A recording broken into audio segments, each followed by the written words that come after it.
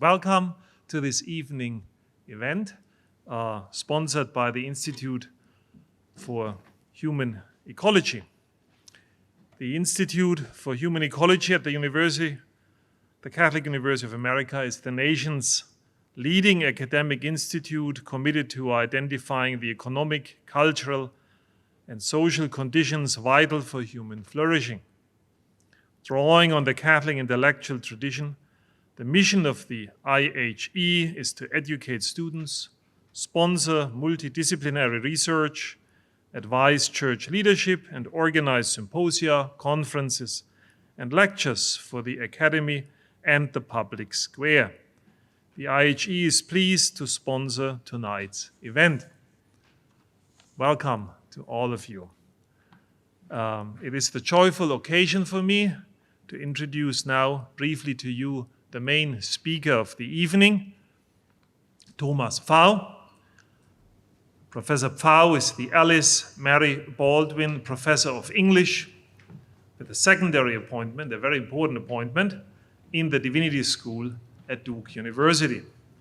He has published some 50 essays on literary, philosophical, and theological subjects ranging from the 18th through the early 20th century. In addition to 2 translations of Hölderlin and Schelling, he has also edited 7 essay collections and special journal issues, and is the author of 4 monographs. I only list the 2 last ones closest to our evening. Very important, the volume Minding the Modern, Intellectual Traditions, Human Agency and Responsible Knowledge, Notre Dame Press 2013. Can highly recommend it to all of you. And its sequel in many ways, Incomprehensible Certainty, Metaphysics and Hermeneutics of the Image, Notre Dame Press 2022. Professor Pfau is in the early stages of a new book project focused on the relationship between poetry and theology from 1800 to the present. I should add that in my eyes, and I know Thomas Pfau for quite a while now, he comes very close to embodying the humanist ideal of a polymath. And I should say something about another place. I think in my own experience, across the disciplines, he is one of the very last persons in the humanities at Duke University who knows what Geisteswissenschaft is, and one of the last ones there who knows actually how to practice it and what it entails. I stop here. More could be said, but I stop here. I also would like to welcome our 2 respondents of the evening, Monsignor Robert Sokolowski, who is the Elizabeth Breckinridge Caldwell Professor of Philosophy at the Catholic University of America, the author of well over 100 scholarly articles, of over 10 monographs. He's one of the leading Husserl scholars worldwide, and beyond that, a leading phenomenologist in his own right, with a broad international recognition. He has received many honors nationally and internationally. And I should add that among his many important and outstanding philosophical works, my favorite one is his Phenomenology of the Human Person, an account of human persons as agents of truth. We also welcome Professor David C. Schindler, who is Professor of Metaphysics and Anthropology at the Pontifical John Paul II Institute for Studies on Marriage and Family at the Catholic University of America. In his work, he draws on Greek philosophy, especially Plato and Neoplatonism, on Thomas Aquinas, engages critically German philosophy, especially Hegel and Heidegger, but more recently also, critically, the church father of Anglo-Saxon liberalism, John Locke. He received and continues to receive, I think I'm correct to state that, his deepest inspiration from the synthetic and all-encompassing vision of Hans Urs von Balthasar's work. He is the author of well over 70 articles and book chapters, and also of numerous books. Among his most recent work stands out an emerging, very noteworthy trilogy on the nature of freedom. The second volume, Retrieving Freedom, the Christian Appropriation of Classical Tradition, just appeared in print, and the third volume, I'm confident, is in the works. It is a great honor for us here at the Catholic University of America that thanks to the Institute for Human Ecology, we are able to host this important event about a reality at the very heart of human existence in general, and equally at the heart of theology and philosophy in particular, the image, imago or eikōn. Please welcome with me our presenter for the evening and his two respondents.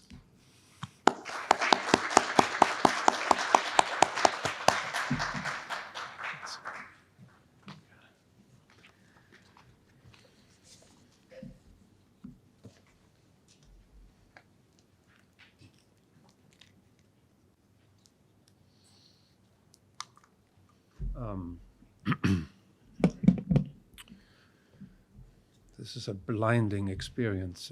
Thank you very much, Reinhard, for this introduction. Thank you to everyone here at CUA and to the organizers from the Institute for Human Ecology for inviting me and for their hospitality.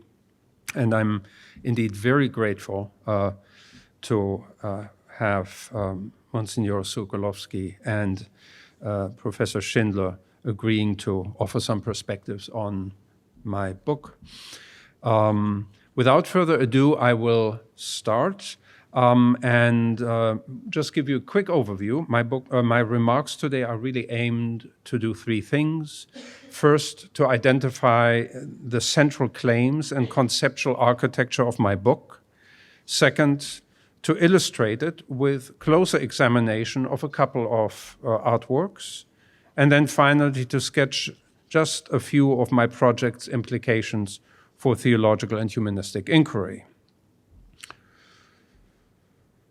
Incomprehensible certainty is meant as a sustained reflection on the kinds of knowledge opened up by our experience of images, taking that term in its widest compass. Throughout, the concept of the image, imago, eikōn, is distinguished from, though not opposed to, its historically contingent instantiation as picture, Eidolon, Pictura, or in German, Gemälde, Kunstbild. The latter term, the term of the picture, involves an artifact designed to produce a mimesis or Darstellung of an extraneous object or scene. In extreme cases, a picture may seek to conjure an optical illusion or simulation, with the resulting eidolon effectively substituting itself for its object. By contrast, where we speak of an image, we are aware of the ontological difference between the visible and what it brings into our presence. Being squarely focused on the image, my book is not, at least not primarily, concerned with pictorial techniques and their historical permutation. Rather, it means to explore the ontological status of images, as well as the hermeneutic challenges posed by their visual, affective, and reflective experience. Hence, even as the readings and arguments advanced in my book frequently draw on conceptual models and individual accounts developed in art history, this study is not conceived as an intervention in that discipline. At most, it is a reflection supplemental to it. The same can be said of my book's complementary relationship to other fields of humanistic inquiry, including phenomenology, philosophical and theological aesthetics, and literary studies. All these pursuits rely, often unwittingly, on an implicit understanding of visuality and our complex and subtly creative response to the myriad images in which our ambient world continually gives itself to us. In working out my argument, it became clear to me how profoundly images and visual experience are implicated in both metaphysical realism and modern phenomenology. As regards the former, my book primarily draws on Plato's Metaphysics, as articulated in his later writings, which by many twists and turns ended up informing both the long Neoplatonist tradition and a great deal of Christian writing from its very beginnings all the way to the present. Though hardly a seamless and uncomplicated affair, the relationship between Platonism and Christian theology, extending from Pseudo-Dionysius via Nicholas of Cusa all the way to Hans Urs von Balthasar in our own time, nevertheless exhibits some fundamental points of convergence, especially as regards the unique capacity of images for mediating non-contingent metaphysical truths. Hence, my book is not primarily concerned with the contingently fashioned picture, supposed to convey anthropomorphic meanings in mimetic or illusionist form. Nor, for that matter, do I conceive of the image as the material correlate of value-neutral perception or aesthetic connoisseurship, such as it flourished in the later Renaissance and in 18th century philosophical aesthetics. Rather, my focus is on the image as a medium, a fulcrum of truth that by its very nature transcends the fluctuating affective states and epistemic concerns of its finite and fallible beholder. Developed in various historical contexts, traditions of inquiry and genres of writing, my book's overarching thesis runs something like this. Wherever we perceive organized visible form as an image, we have become aware of how the order of the visible is always ontologically, or more precisely analogically, linked to a numinous, sacred, and as such invisible domain. For ultimately it is the domain of the logos that constitutes both the image's true source and the proper telos to which it orients its beholder. Simply, perhaps too simply put, it is the image that allows being to manifest itself to human experience as something incontrovertibly real, inexhaustibly given, and intrinsically good. That is not as a fleeting aggregation of optical data, but as logos. To clinch this thesis, my argument entwines three levels of inquiry: metaphysics, phenomenology, and hermeneutics, about each of which at least a few remarks are now in order. On metaphysics. A key claim advanced at various points in my book holds that our experience of the visible world, crystallized in images whose import we find sifted in theological, literary, and philosophical writing, rests on metaphysical foundations often overlooked. To that end, I draw on Platonic and Christian traditions, which understand visible phenomena as saturated with meanings that frequently exceed the conceptual frames which we bring to them. As intuitively experienced and subsequently rearticulated in speech and writing, the visible image thus bears an analogical relation to the logos that is its ultimate source. In the absence of this ontological bond, our acts of visualization could never advance from sight to insight, from particularity to specificity, from the contingent shape to its intelligible form. Beginning with Plato and Pseudo-Dionysius and continuing through Aquinas and Cusanus, all the way to Goethe, von Balthasar and Guevara, the relation stipulated between the two realms has been known by the name of analogia. Unlike a theoretical concept, analogy is an ontological presupposition, justified because how we experience the world's absolute givenness in intuition effectively serves as our principal conduit toward knowledge. Far from being an ephemeral set of optical data points, a thing is given in intuition only insofar as it thereby also discloses its form, or eidos, absent which consciousness could never achieve a meaningful epistemic relationship with the world of phenomena. We could never see, nor seek to understand, a particular X as, say, a gazelle, a rose, or a windhover. Hence, we premise that the conditions that render a thing distinctly visible are also those of its potential intelligibility.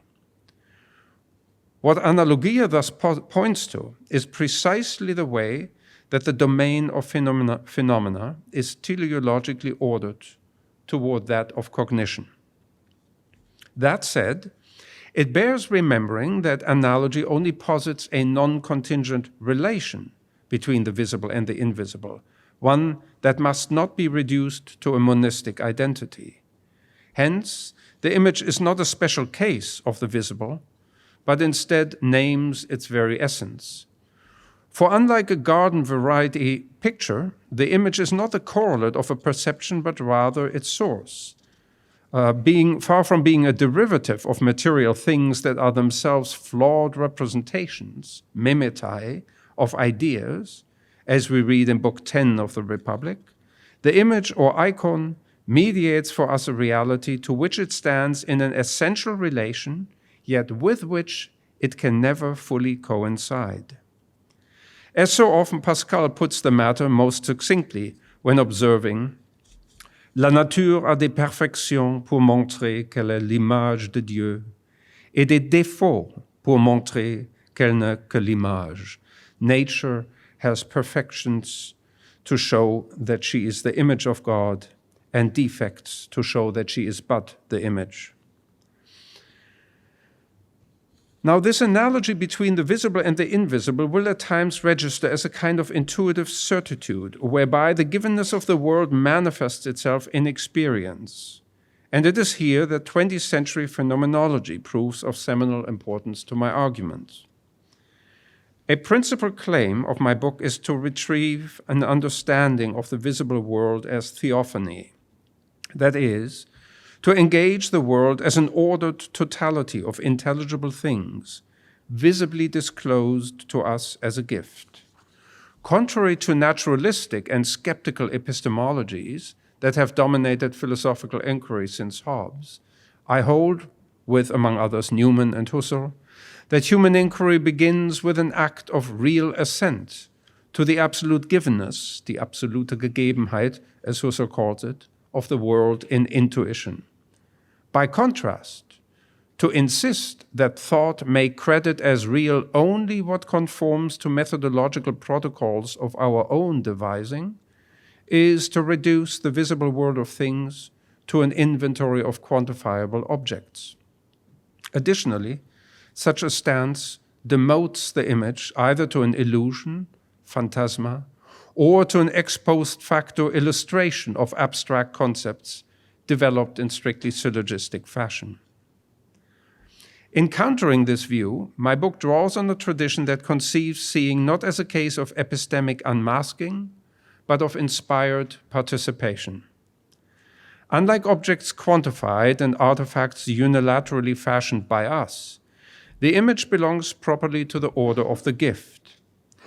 As given to us in intuition and through the medium of the image, the world of inscaped things constitutes a reality transcendently received, rather than a notion unilaterally achieved. We are not its owners, but its custodians, and we truly honor the visible world only if we respond to it as the manifestation of and the conduit to the invisible logos. That is, by caring for it, by being maximally responsive to the ways in which it gives itself to be seen, and ultimately by ensuring that we can pass it on. Consider the extreme reluctance, indeed sense of sacrilege, that would engulf us if someone were to demand that we discard or deface, say, a photo of our parents or of our children.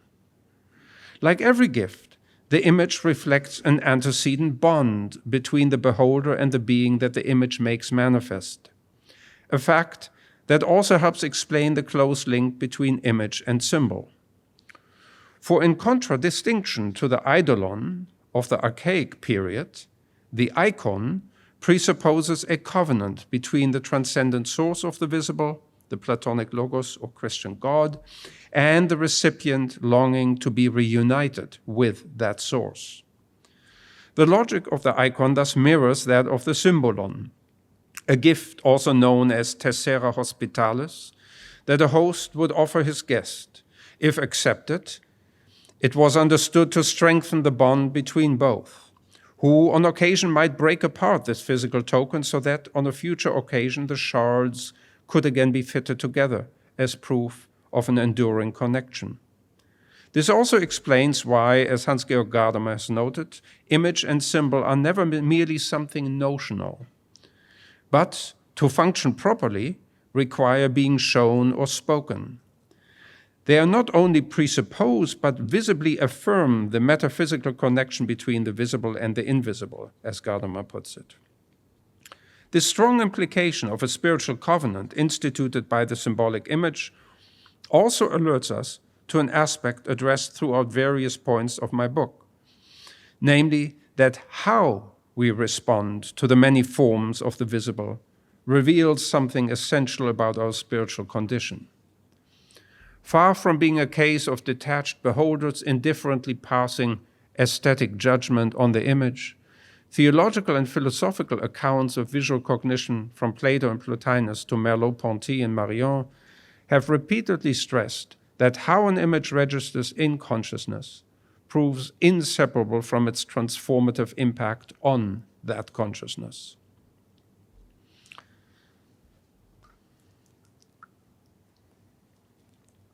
Let me turn to offer a few remarks now on the role of hermeneutics. What then would a responsible and effective hermeneutic of the image look like? As my book seeks to demonstrate in a series of focused interpretations, a hermeneutic of the visible should neither supplant what is given in intuition in merely conceptual language, nor should it aim to unmask absolute givenness as a false origin. On the contrary, responsible interpretation must take on faith that image and word, discrete phenomena, and our articulation of their import are not opposed but continuous with one another. For both are manifestations of one and the same logos, and whatever meanings interpretation secures are not imposed on phenomena, but on the contrary, have been discerned in and by means of them. Inasmuch as hermeneutic practice yields articulate and communicable meanings, those engaged in such work will find themselves both enriched and transformed by their experience of the visible world. As sight leads to insight, the phenomenal world is recognized as a gift, which by its very nature is honored only when shared with others in writing or speech. This is why iconic vision begs to be fulfilled in hermeneutic practice, for only so can its import properly be shared with others and ultimately unite individual beholders in a community of knowledge. What then are some of the implications of the hermeneutic approach taken in this study? A first one, drawn from the foundational arguments of Neoplatonism, as well as patristic and Byzantine eikōn theory, shows image and word to be continuous and complementary. As I argue, a philosophical and theological tradition, extending from Plato all the way forward, consistently maintains that what the visible image mediates infinitely exceeds the scope of both pictorial and discursive representation. Rather than competing with transcendent being, the experiential quality of image and vision attests to the reality of the world as an inexhaustible gift received, albeit not yet fulfilled, in intuition. Undergirding the entire Neoplatonist tradition is the incontrovertible givenness of a life world abounding with its myriad forms, which intuition receives as tokens of a knowledge yet to be achieved. What may legitimately be placed in doubt, then, is not the ontological fact of givenness, but only the representations and concepts that finite intellects seek to impose on it. Here a word might be in order as regards my book's somewhat fluid interdisciplinary approach. Prompting its persistent back and forth movement between phenomenological description, literary and art historical interpretation, as well as theological and philosophical reflection, is the fact that the dynamism of images and their experience cannot be adequately grasped by any one of these disciplinary formations. For one thing, to probe intuitive or pre-predicative forms of experience, such as the call and response relationship between image and consciousness, is to realize that no single method is ever adequate to the task at hand. For by its very nature, method is a discursive construct, whereas visual cognition is always tinged with, though never simply reducible to, a pre-predicative dimension, one that draws on what Gregory of Nyssa or Pseudo-Dionysius called the spiritual senses, echoes of which still reverberate in Coleridge's theory of the imagination. To reject intuitive and imaginative cognition as a priori unreal, simply because it does not accommodate itself to the conceptual schemes and methodological protocols of Cartesian or positivist rationality, would mean begging the question of the image on a grand scale. In fact, all humanistic inquiry builds upon what Maurice Merleau-Ponty calls our perceptual faith, which is to say that any progression from sight to insight is more a fruit of art and grace than something foreseen and predicted by a single method. While sifting various image functions, my book leaves a sizable gap extending from the Renaissance to the Enlightenment, an omission for which at least some rationale ought to be tendered. The main reason for this lacuna is the near inverse ratio between that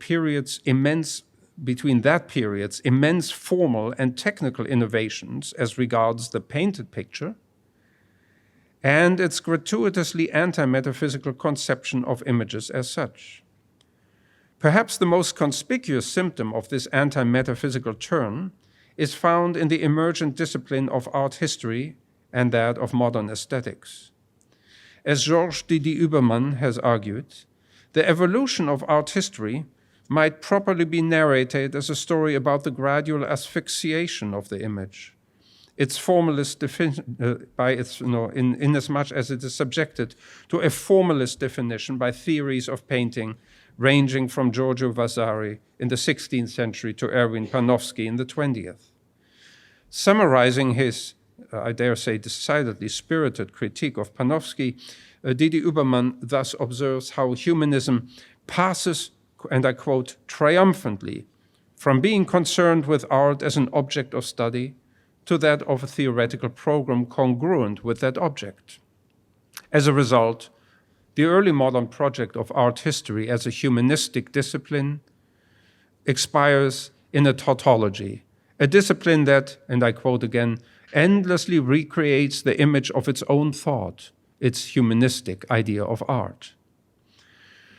Few works better exemplify this quarantining of the image within a strictly immanent and formalist horizon than Shaftesbury's essay, Historical Draft or Tablature, and his accompanying letter concerning design from 1712.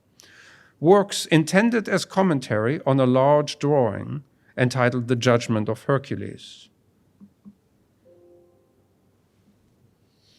Let's see. Okay. I'm afraid the computer fell asleep. Yes. Yes. There we go. Thank you. Tellingly, that drawing, which you can see at the Ashmolean Library at Oxford, quite a large piece actually, a large canvas. Tellingly, that drawing was produced by Paolo de Matteus of Naples in accordance with Shaftesbury's written, precise specifications. In other words, the picture Shaftesbury conceives as the ideal embodiment of Enlightenment art and taste now merely serves to illustrate an anthropomorphic conception or design that has already been discursively established and is rendered as a picture only ex post facto. With intellection here preceding intuition, a wedge has been driven between vision and perception, image and picture, such that the visible no longer mediates the invisible. Instead, as the mere illustration of an antecedent concept, Shaftesbury's design effectively forecloses on the possibility that images might open vistas on the transcendent. Such a repurposing of the visible for strictly immanent ends also informs Shaftesbury's urbane prose style, which seeks to contain the visible image within a pre-established pictorial rhetoric, the heroic style, as he calls it, and within a prescriptive neoclassical grammar specifying unity of time and action. On such an account, the visible image is legitimated only as allegory, that is, by being indexed to an antecedent concept that leaves the visible image shorn of all excess. There is to be nothing contrary to order, contrary to history, and to the decorum or decency of manners, says Shaftesbury. Indeed, in its rigid, formal, and rhetorical organization, Shaftesbury's ideal tablature seems above all designed to purge phenomenality of its event character by reducing it to a quasi-conceptual and predictable experience.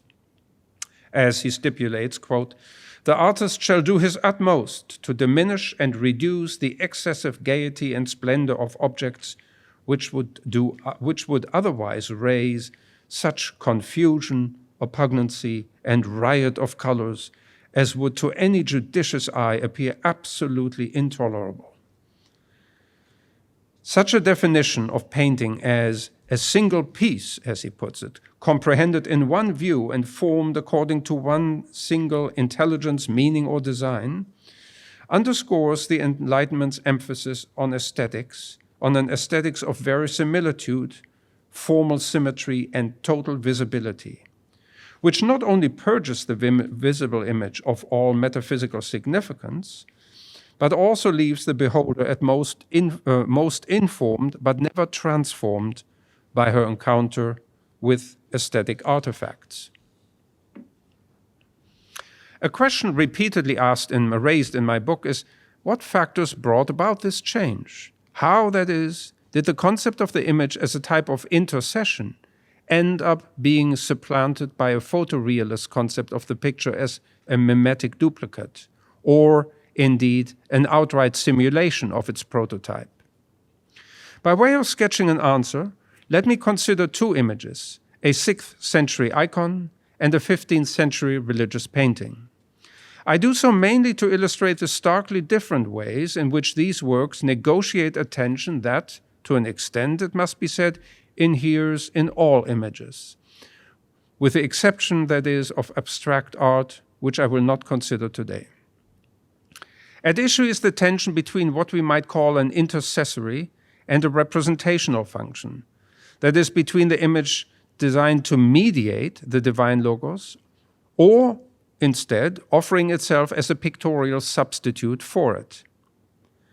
A corollary of this tension concerns two antithetical modes of visualization, either as a case of horizontal optical perception or as a transformative and vertical event, that is, as immanent visus or inspired visio, respectively. An early attempt at resolving this tension can be found in one of the most famous religious images of them all, the Christ Pantocrator icon from St. Catherine's Monastery, dated around 560, 560 AD. It is here that the finite and the transcendent, Christ's visible human and his invisible divine nature, are strikingly entwined within a single image. We begin with a trait frequently overlooked because largely invisible in digital or print reproduction. It concerns the icon's material, paint, known as encaustic. This is a medium in which colored pigments are suspended in heated beeswax, yielding a warm, luminous transparency along with a soft, smooth texture not unlike the appearance of human flesh. Specifically, the right half of Christ's face and body appear markedly naturalistic, with his right shoulder more prominent and fleshier, in contrast to its receding and downward-sloping left counterpart. Furthermore, the drooping left eye and the raised eyebrow on the right individualize Christ's face in ways still reminiscent of late Roman pictorial realism.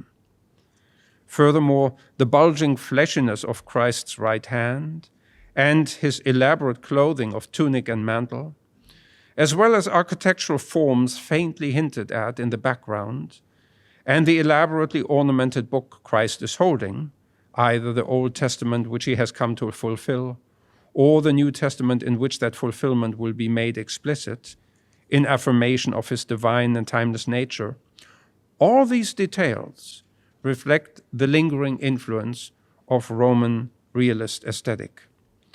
Even so, the vestiges of such pictorial verisimilitude only govern the right half of the icon. For as has often been noted, the icon's arguably most distinctive feature concerns the asymmetry within Christ's face, widely understood to reflect his human and divine natures. Father Maximus Constas has recently offered a finely grained analysis of what he calls the icon's compelling duality of human mercy and divine judgment. Yet he also cautions, somewhat in response to Christoph Schönborn's earlier work, that this duality should not be construed as an antinomy. Rather, two divergent portrait types are here fused into a single gestalt, a naturalistic image of a frail young man and a colossal, almost non-human figure rendered in a style that is, and here I quote Father Maximus Constas again, comparatively abstract, hieratic, and symbolic. The Pantocrator icon thus presents us with a kind of bipolar structure informing God's self-manifestation, with an emphasis on the coming together in such a way that they continue to coexist. We find this both-and logic further reinforced by Christ's gaze. For the pupil on the left points ever so slightly upward, whereas the one on the realist right side looks squarely at the beholder. Not yet defining of the icon as a whole, though shaping its left otherworldly half, is also an abstract flatness that by the 8th century will emerge as the norm for Byzantine iconography, at which point Christ icons became distilled to their most quintessentially iconographic, and postures were progressively stabilized into set types. By contrast, the Pantocrator icon uniquely balances and integrates the demands of verisimilitude and abstraction. For it presents Christ's distinct, not opposed, human and divine natures by inviting the beholder to meet Christ's person as a single unified presence, not the same, that is, as a mimetic representation of his visible body. To see here is to intuitively participate in central claims of Chalcedonian Christology. The icon's creator was likely aware of a dilemma confronting iconographers in the still unsettled aftermath of Chalcedon, not least when depicting the crucifixion. For if such images depicted Jesus with open eyes, they risked casting doubt on his physical death. Conversely, if they depicted him with closed eyes, as is the case with an 8th century icon also from St. Catherine's Monastery, they risked, and here I again quote Father Maximus Constas, they risked calling into question his divine nature, which naturally could not suffer corporeal death. It is this challenge that had prompted Cyril of Alexandria's caveat not to divide the one Christ into two by picturing a two-faced Emmanuel. In fact, to know the two natures of the one Christ separately is just as impossible as trying to grasp their hypostatic union merely through physical sight. Instead, the Pantocrator icon asks us to see Christ's two distinct natures, how they are, distinct natures are manifestly unified in the person or face, the prosopon, of the one Christ, whom the icon places before us. A different kind of seeing is thus required. One neither convertible with propositional reasoning, nor reducible to a purely optical event. And it is for this reason that Cyril draws on Gregory of Nyssa's account of the spiritual senses, where in contemplative vision and reasoned speech, phenomenality and hermeneutic practice are experienced as contiguous and mutually supportive. Put differently, what in time may be known and understood must first have been mediated for us in some visible form. Conversely, the true import of what has visibly manifested itself, can only ever be fulfilled in the medium of the word. Indeed, the very fact that we wish for the deliverances of intuition to be fulfilled in articulate speech already tells us that the act of seeing is latently conceptual, a case of active uptake rather than merely passive intake. Emphasizing this essential complementarity of eikōn and logos, Cyril thus notes, quote, how the line separating word and image is erased and the difference between them collapses. Early Byzantine iconographers understood that for the eikōn to mediate Christ's inexhaustible presence, both the non-identity and the inseparability of his two natures, the visible and the invisible, as two distinct yet complementary realities, had to be inscribed within the eikōn itself.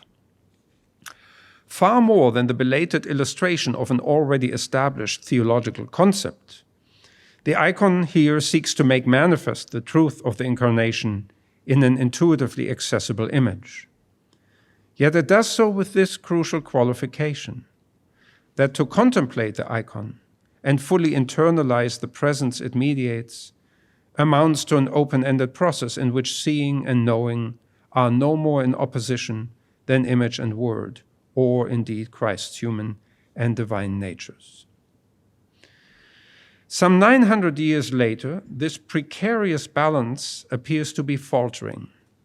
For a number of reasons, socioeconomic, ecclesial, and theological, the new medium of oil-on-wood panel painting, fast gaining popularity at the start of the 15th century, suggests a growing dependence of spiritual vision on religious painting. Such a development not only reflects momentous shifts in late medieval theology, but it also foreshadows the emergence of modern aesthetics as a distinctly anti-metaphysical project. Historians such as Sarah Lipton, Hans Belting, and Jeffrey Hamburger have remarked on the displacement of Italy Byzantine eikōn painting by the increased appeal of small and medium-scale devotional paintings and woodcuts, media coveted by the more affluent individuals as material tokens of personal piety and private devotion. As Hans Belting notes, quote, individual citizens did not want an image different from the public one so much as they needed one that would belong to them personally and speak to them in person, end quote. The result is a shift from spiritual vision instantiated by the encounter with an eikōn to religious emotions stimulated by a new kind of art image, that in which the practice of personal piety becomes the central motif. As the role of corporeal imagery in spiritual life gains in importance, this new type of devotional image, Hans Belting calls it Andachtsbild, now serves widely in private households, not least as a mnemonic device, assisting the viewer struggling to recall or visualize scenes from Scripture. Increasingly, that is, biblical narrative and the experience of Christian faith itself depend on being reinforced by material pictures. A growing investment in painting, less as a conduit to spiritual insight than as tangible evidence for it, favors, therefore, a realist conception of art that had long been associated with sculpture and after 1430 accounts for the growing emphasis on very similar three-dimensional spatial effects in painting, including religious painting.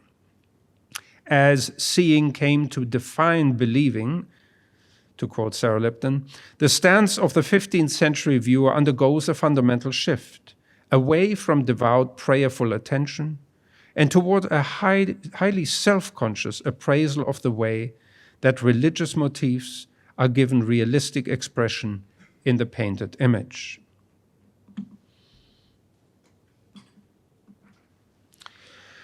For an example, let us consider Jan van Eyck's Virgin and Child with a Canon Vanderpijl, approximately 1434 through 1436.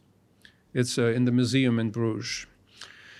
Here, the act of devotion and prayer, centered on the image of the Madonna and infant Christ, has itself become the painting's central motif. In other words, devotional vision is both depicted in and reflexively authenticated by the painted image.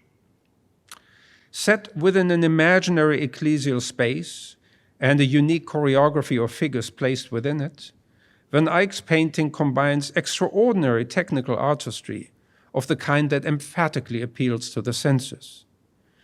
Thus, the painting's background is enlivened both by a pallid light visible through the milky, diaphanous windows, and by the spatial recesses in the background that both engage and frustrate the beholder's visual curiosity.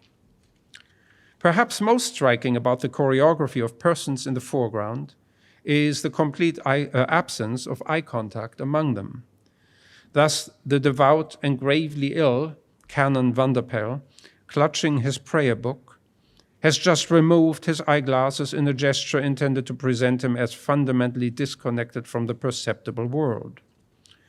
While suggesting his transition, either intended or momentarily achieved, from material perception of the book in his hands to spiritual vision, the removal of his eyeglasses also alludes to the fallibility of the senses more generally. Likewise, none of the other figures appear to make eye contact, the sole exception being the infant Christ, whose searching look is firmly trained on Van der Pijl. Van Eyck's painting features two distinct plateaus of meaning that operate in virtual simultaneity, albeit, I'd argue, uneasily so. There is first the painting's realistic plateau involving three men, Saint Donatian, the patron saint of the canon's church in Bruges, here presented in full bishop's regalia and earnestly appraising the canon, who in turn seems awkwardly placed next to his name-saint, St. George. The choreography of these three figures already hints at unresolved tensions between the church penitent and the church militant. The other plateau, not situated within ordinary historical time and space, concerns the Christian eschaton of the church triumphant, here embodied by the Virgin and Child, whose presence ought to be, and perhaps actually is, the true focus of the dying canon's spiritual vision. Paradoxically, Van Eyck's markedly realist presentation of Madonna and Child as the center of his painting asks us to authenticate by means of empirical sight what the penitent canon sees or aspires to see by inward contemplation. Hence, one critic considers Van der Pijl to be, quote, quite clearly in the company of the surrounding group, as confirmed by the visual detail of St. George's shadow falling across the canon's shoulder. Van Eyck cleverly implies, so the critic continues, that the Virgin, Child, saints, and Van der Pijl are nothing less than physically present before us. Surprisingly, the same critic later countermands this view of the painting as a kind of sacra conversazione, when conceding that the canon does not see the group around him at all. So what then does the canon see? Is his a case of optical sight or of spiritual vision? And if that question can no longer be conclusively answered, might that be because Van Eyck's art itself is conflicted on this key question? It is here that we note how the emergence of pictorial realism in the early 15th century tends to blur the lines between the intercessory role of the eikōn and the representational logic of religious painting, a development bound to sow confusion, particularly where theological meanings are at stake. For how can we speak of pictorial realism in a case where the painting is said to place before us in the same space, in spacious temporal simultaneity, both a 15th century canon, two saints who had died more than a millennium earlier, and the Virgin and Christ Child? Instead, and more plausibly, we might conclude that the painting's simulation of three-dimensional ecclesiastic space and the figures within it, is intended as a perceptual crutch of sorts, meant to assist viewers otherwise struggling to visualize the spiritual communion of saints, virgin, and Christ child, to which the canon aspires. A more detailed account of Van Eyck's technical wizardry than can be offered here would further show that the new medium's power of illusion risks obscuring the theological foundations and spiritual aims of the devotional image. Indeed, Van Eyck's mastery of realist technique may well attest to the beholder's post-lapsarian condition, which now relies on pictures as a consequence of their spiritual blindness. Yet in that case, Rothstein's conclusion that we respond to the saint as though he is present before us would appear to be precisely the wrong one to draw. For inasmuch as the viewer is enthralled, indeed trapped, within Van Eyck's pictorial space, she will thereby also be barred from attaining the spiritual vision to which Van der Pijl, having taken off his eyeglasses, evidently aspires. It is precisely Van Eyck's hypnotic realism which prevents his viewers from understanding that the beatific vision that they seek can be attained only if they too remove their glasses. All this suggests that the rise of a new realist aesthetic within late medieval religious culture is bound to subvert the spiritual visions which it seeks to authenticate. For once the perfection of illusory three-dimensional space, material texture, and symbolic detail has been established as the overriding artistic objective, the painted image cannot but distract from and ultimately supervene on the aniconic spiritual vision that, according to John of Damascus, Theodore the Studite, and Nicephorus, all icons were intended to mediate, not represent. Where Bonaventure had still conceded of vision as a narrative sequence leading from three-dimensional visible remnants, vestigia, toward the aniconic visio beatifica, Van Eyck's painting now presents the visible and the invisible as locked in an epistemological competition of sorts.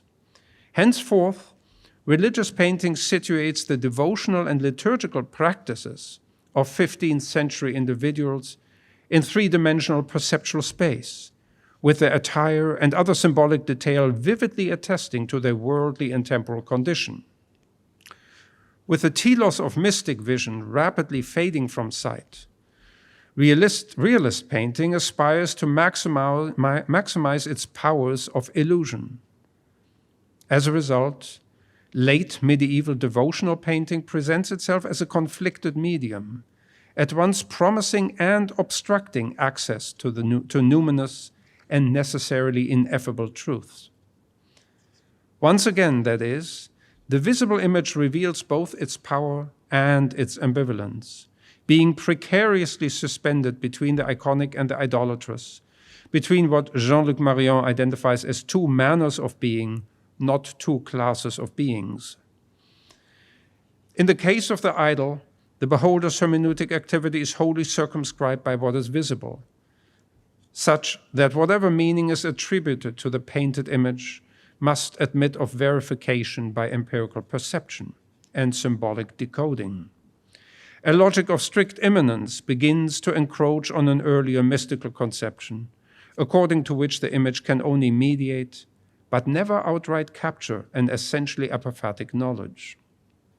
The result is an apparent opposition between devotional painting and imageless devotion.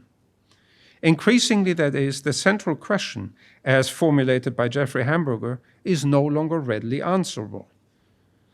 He asks, were the visions inspired by the art, or the art by the visions?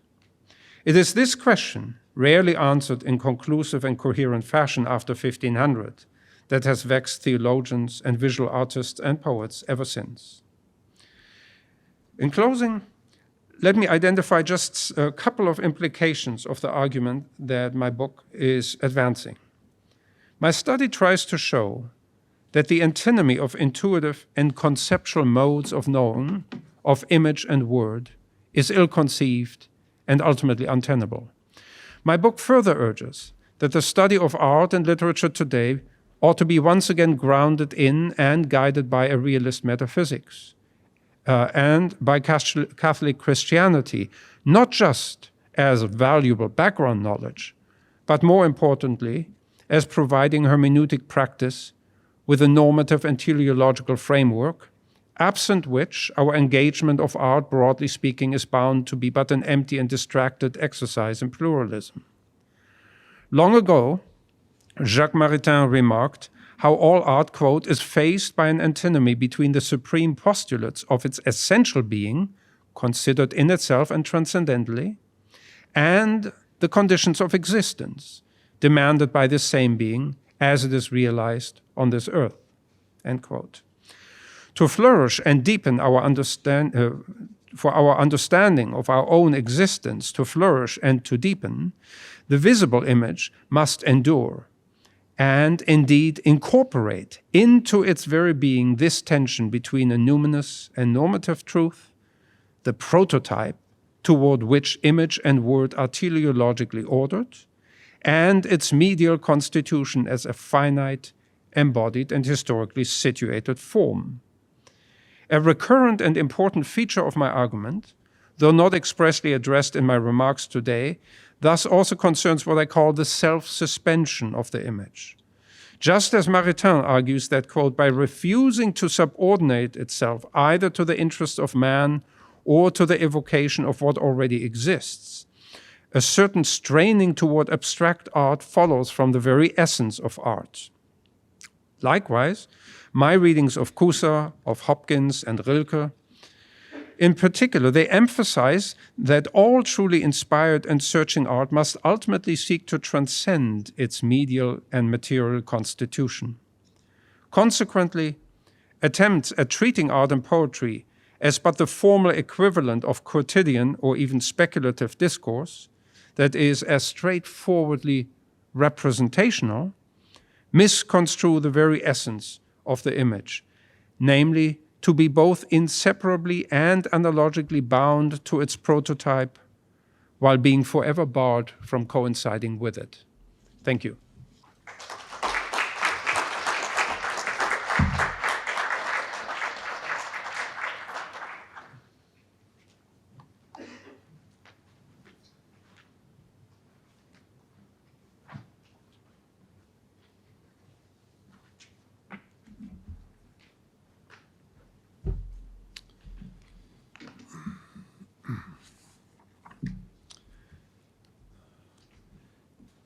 The overriding question in Thomas Pfau's book is how images, and specifically icons, can enable what they depict to be somehow truly present to us. And it also asks, what do we mean by truly? I will give a few remarks in reply to my reading of the book. And I've divided it into 6 headings, which you have in your outline. My first point is that the book treats this question in a very concrete manner. It uses many examples. It begins abruptly with a situation described in Dostoevsky's novel, The Idiot, in which 2 people, the saintly Prince Mishkin and the morbid nihilist, the young Hippolyte, 2 different characters, look at and react to a painting, Hans Holbein's Body of the Dead Christ in the Tomb. They respond in 2 different ways. For the prince, the saintly prince, the icon depicts the dead body of Christ directly, but it mediates to him the redemptive death of Christ and his resurrection, that which came before and followed after what he sees. The image confirms his faith. For Hippolyte, the skeptic, the image cancels faith. By its blunt description of a dead body, it confirms naturalistically the finality of death. And because the image functions in this way for him, it does not act as a sacred icon. This discussion shows that the person who views the images must be taken into account in order to appreciate philosophically what the image is. The ontology of the image requires that when we think philosophically about it, we must speak not only about the image, but about the people who are viewing it. They and their viewing contribute to its ontology. The ontology and metaphysics of things includes what Aristotle calls being as the true. And being as the true involves the ones to whom it is true, the datives of manifestation, as Thomas Pruffer called them. But it involves the datives without psychologizing the things seen. They're involved in an ontology. This is the enlargement of the richness of ontology if you view images in the proper way. That's my first point. Now, the second point is that Husserl plays a very important role. He's an important figure in the book. And one of the central themes in Husserl is the contrast and the interplay between what he calls empty intending and filled intending.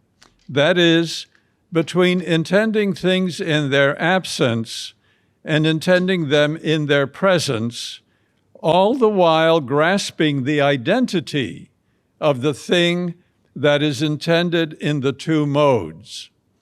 I'd like to give a ordinary example to illustrate that.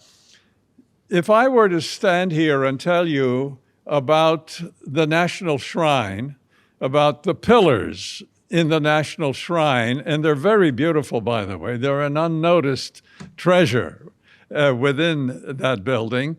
If I were to tell you about them, that would be an empty intending.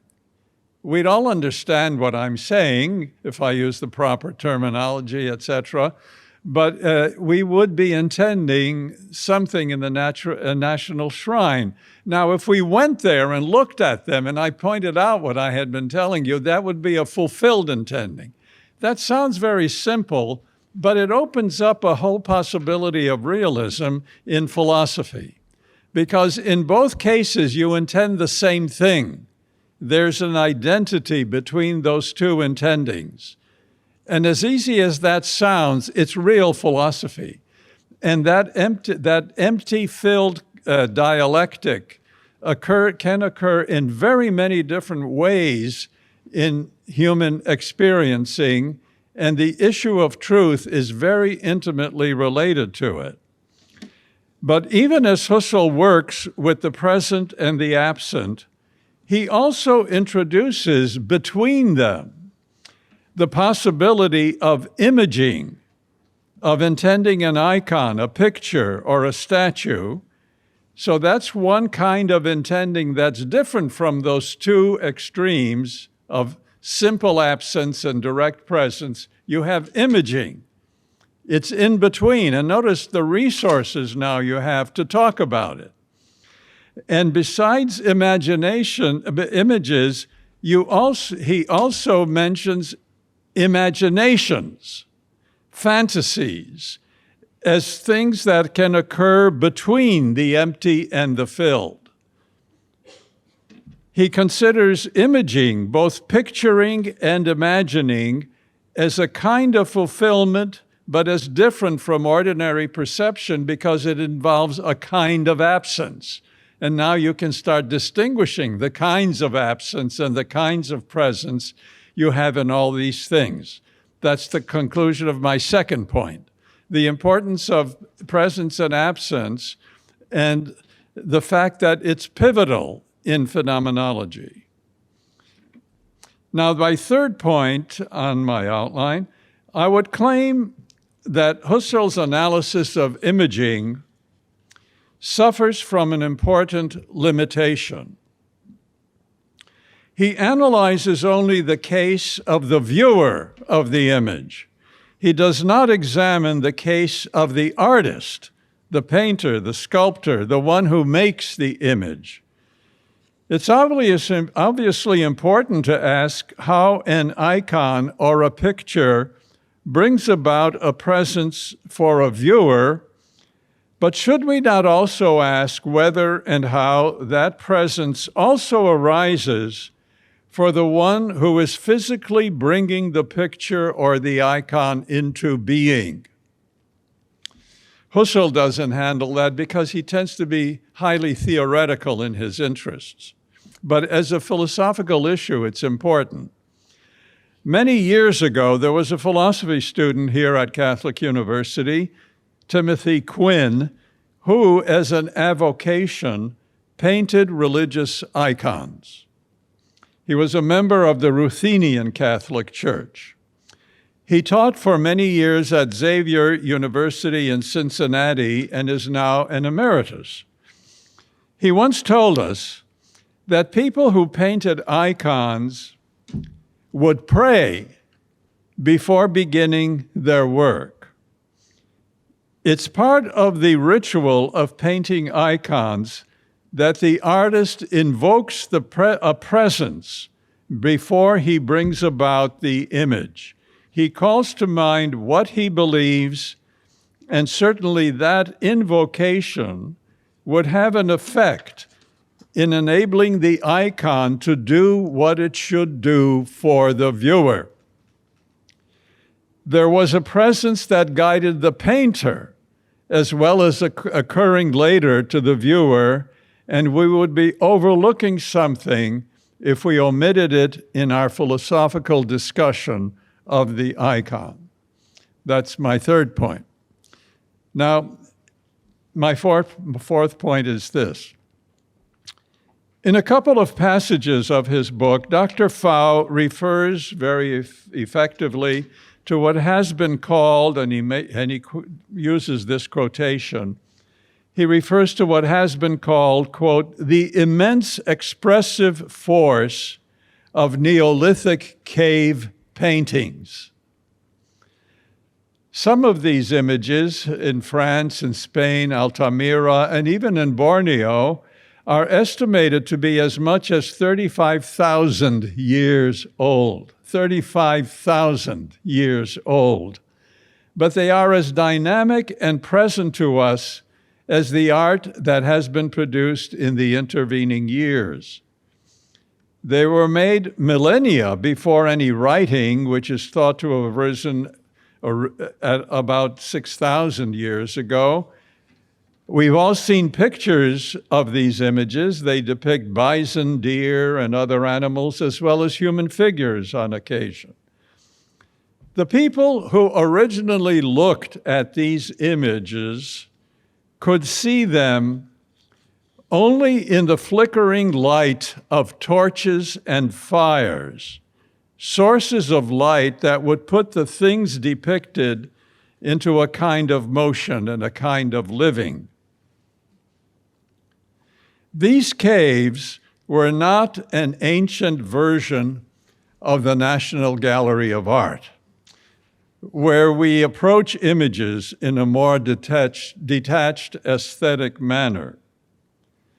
The people who saw the cave drawings did not look at them as just works of art. I mean, I'm speculating, but that's my privilege in this case. Seeing these images involved these people in a visual participation of their own world, somehow made newly present to them, in a way different from how words make things intelligible. The painters of the images represented the substance of what they and their people lived through. The paintings were something like a definition of their world. a definition of their world. The painters activated being as the true. The same thing happens with, say, Michelangelo or Rodin, struggling to free the presence of the figure, not from, but in the stone he is working on, or on Cézanne, twisting and turning colors and lines until a face or a tree shows up in them with an identifiable definition. May I say parenthetically that I don't want to disparage the National Gallery of Art. We are lucky to have it, and it's much more comfortable than a cave. But it's also true that you need to live with a painting in order to give it its due. You can't just visit it once in a while when the museum is open. You need to see it at different times, in different lighting, in different moods, allowing new connections and distinctions to show up, just as the artist needs to spend time repainting what he painted before until the painting is finished and can be allowed to leave the painter. At that point, is it not true that something essential has shown up in the thing produced by the artist? The painting or icon is not just a copy of the thing depicted, nor an indication, but more like a definition of it. And to turn again to Hans Holbein, to a couple of other paintings of his, do we not understand what Thomas More and Thomas Cromwell each truly are?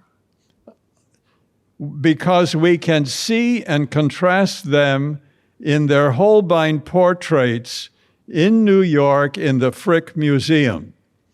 And is this understanding not something different from and yet confirmed by what we can say in words about them? Many of you have seen those paintings, at least in reproductions, but the two of them face one another, at least in the time that I saw them. And their characters are really brought out. I'm going to try to say what it is that captures that in the painting in a moment. Okay, so now I move to section 5. Husserl's description of how thinking emerges from experiencing. This is another example of presence and absence and the interplay between the two. It's one of the most fruitful of the things that Husserl wrote. People like Merleau-Ponty were extremely influenced by this. And it's what was with him in his earliest phenomenological works and the logical investigations. That's why that book made such a huge impact on people. So this is the description of how you have perception and experiencing of something, and then thinking arises from it. How does that happen? I just want to say a little bit about that in Husserl. Husserl describes perceiving and the perceived as temporally spread out, as continuous. He says that we perceive a thing with a mixture of presence and absence. And whenever we see anything, there's always another side or another profile, another aspect that we can see or hear or touch. And the thing is the identity within all of that. And that's perceiving. It's a continuum. It's not yet intellection. It's not thinking. But then we register one or other of those, and gradually these parts and wholes begin to get consolidated, and suddenly we clip it into a state of affairs, a proposition, if you will, a Sachverhalt, in that wonderful German word. He describes the process of intuitive thinking as distinguishing parts and wholes, things and features, and then introducing syntax into what is perceived. And then it is elevated by our thinking into states of affairs thoughts, propositions, logical claims, something ideal and no longer continuous, but discrete, a punctum, something whose truth value can be discussed, contested, verified, and falsified. This elevates perceiving into thought. The continuous is transformed into the discrete. The field is condensed locally into a particle, which in turn is appreciated as having been evidenced in the way things are and how they show themselves to us. All this happens because we can speak about our experience and what we experience. Now, why should I talk about such linguistic things in discussing a book about images, icons, and pictures? Because something analogous happens in regard to, in the case of images, but it's different from what happens in this transformation of the words, of the perceived into words, propositions, and logic. The painter works with the continuous activity of painting. He works with the color and the design. And at the end of this continuous effort, there is constituted something singular that lasts in the way a written document lasts, even thousands of years, and it expresses the way things have been for those who are capable of seeing them. And now I move to my final point, and I'm going to use some of the poetry of Gerard Manley Hopkins that is used extensively in this book. Another reason why I say so much about language is that Dr. Pfau's book devotes a lot of space to people who are writers and not artists. He devotes a whole chapter, a rather long one, to Gerard Manley Hopkins. And consider how Hopkins shows through a verbal image how the grandeur of God can be presented to us in words. This is a poem that's used in the book. The poem is entitled God's Grandeur. Now, it's a verbal depiction. It's a verbal depiction because it shapes a phantasm. Remember, in Husserl, between the empty intending and the filled intending, we had images and phantasms. And what the poet does by using words, and what I'm trying to illustrate here, is cause people to have a phantasm when they hear the words. It's another form of imaging, according to Husserl, and I think one that should be taken seriously. It's not mere phantasm, fantastical stuff. We need phantasms to think, and sometimes they're under the control of certain writers, of speakers. So this is the line that Hopkins has to speak about God's grandeur. It will flame out like shining from shook foil. Foil is hammered metal that is shiny, and when it's shaken, the shining occurs, but it's evanescent and quick, and it's there, but it's hard to pin down. That's what God's grandeur is like. You have to have a sense for it. But when I read those words, you certainly had phantasms. Is it a filled intention or an empty intention? There's a filling that occurs, and a good poet will make it all the more impressive.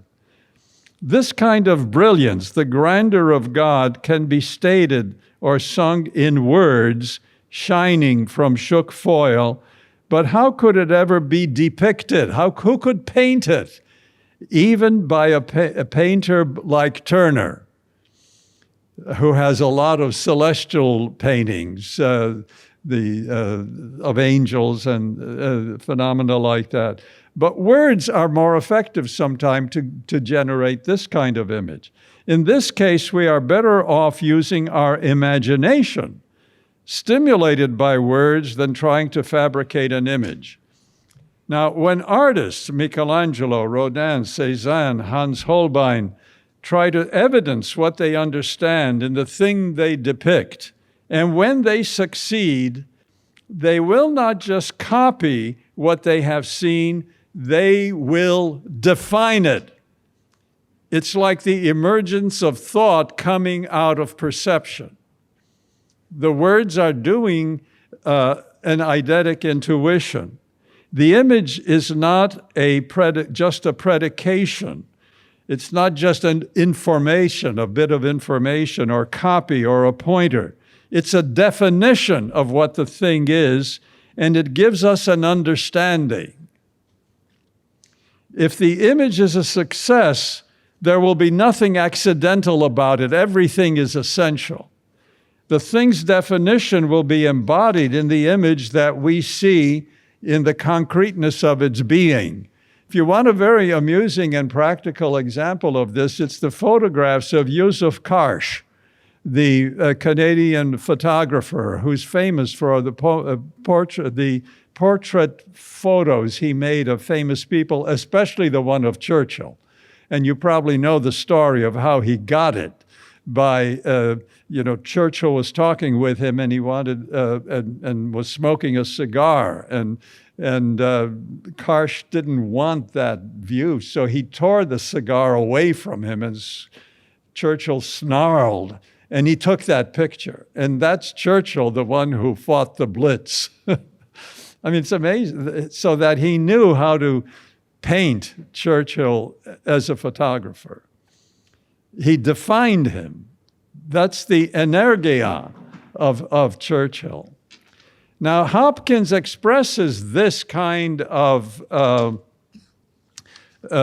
activation in his metaphysical description of the being and truth of things. This is in As Kingfishers Catch Fire, and it's used in the book of Dr. Pfau's book.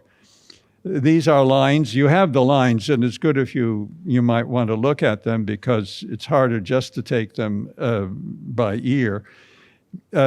Each mortal thing, incidentally, this is a philosophical poem about what it is, what happens in a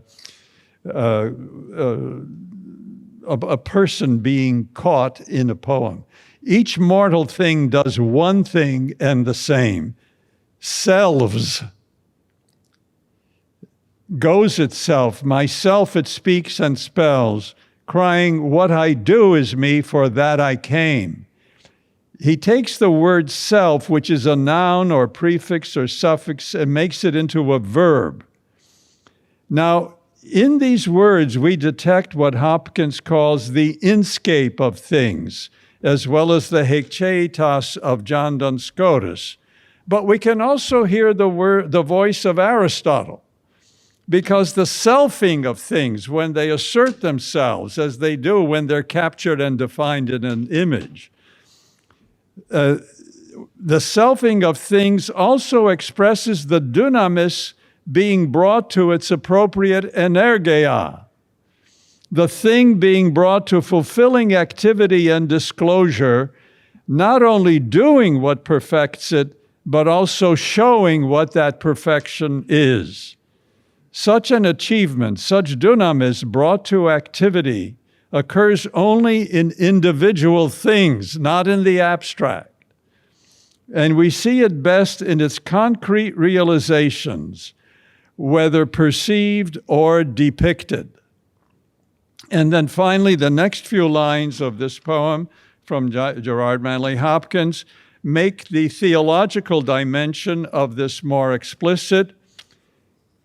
He says, I say still more, the just man justices. He's caught in being just, acts in God's eye what in God's eye he is, Christ. For Christ plays in 10,000 places to the Father through the features of men's faces. He acts through us in our interactions. This is how Gerard Manley Hopkins can paint word pictures and activate icons in our imagination, in our fantasy, as I hope his words have done in your minds as I read them. And finally, to return to the book we are discussing, Thomas Pfau brings to life countless voices and many depictions in the book he has written, for which we express our thanks to him.